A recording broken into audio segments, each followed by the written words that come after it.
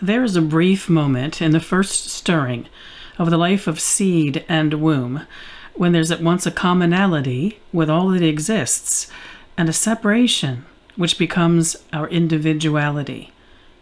It is why no leaf is as another, no animal a duplicate, and no person identical, nor even one person the same year to year. This is the moment when we begin to become ourself. Our goddess came to this knowledge through Yule and into the season of Imbolc. She gave birth not only to her Lord, but also to herself. She teaches us that self-awareness is an act of creation, and that we are all capable of that bringing forth. Nature-based spirituality reflects the concepts of singularity and totality.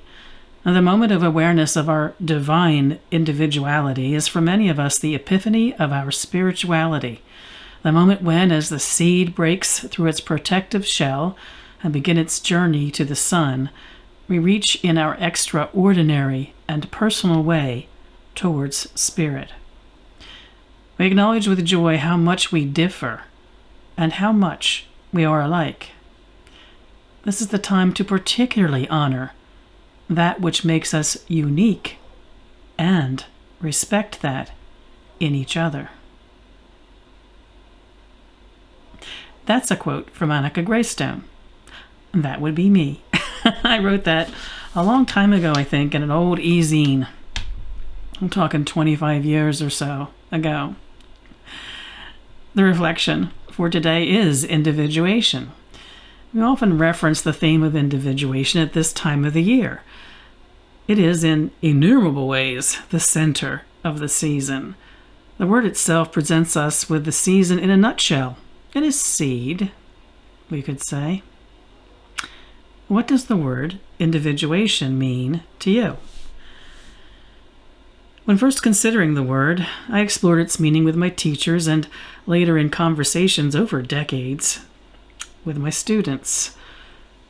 I first saw the word individual there, and my first reaction was that it was about each thing, each of us, individually, how each thing is what it is, which I learned over time was only a small part of the meaning of the word individuality, and perhaps the lesser part of the meaning of the word. The concept of individuation, and it's even in the dictionary definition, is that the essence of anything is derived from the universal, one with wholeness. The process of individuation is what of the universe coalesces into each thing. And yes, each thing will be unique and never completely like another. But for the spiritual practitioner, individuation is always about the spark of individuality that is one with the entirety of creation. That is what nature teaches us. But there's also something that psychology teaches us about individuation that inspires us at this time of the year. It literally inspires us to be our best. Specifically, to figure out what our best is, and then to be it. Psychologist Carl Jung used the term individuation for a psychological process which he defined as, his quote, the slow, imperceptible process of psychic growth that eventually results in a wider and more mature personality. Jungian analyst Anthony Stevens explained individuation as the process, simple or complex as the case may be, by which every living organism becomes what it was destined to become from the beginning. A quote that defines this process beautifully for me is from Matteo Sol in his blog, lonerwolf.com.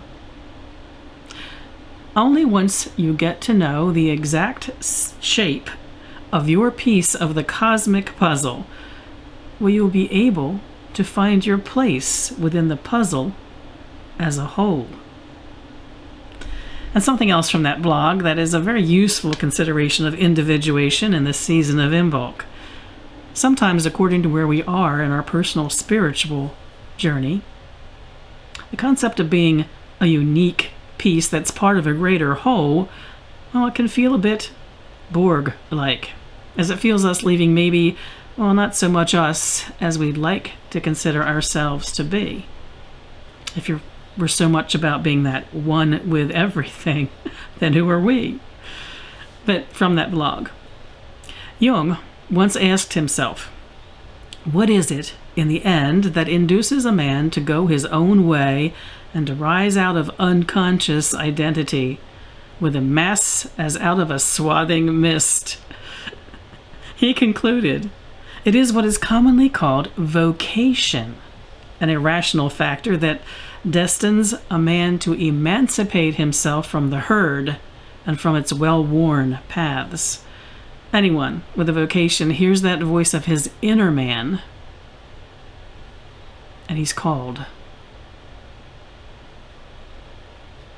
It's not about becoming one with the herd, with the swathing mist of sameness. Jung's words were a little fancy, but that's what they were getting to. He went on to say, there's a moment in our lives when we awaken to this inner vocation, when we listen to our soft, innermost voices. We become like aliens in society.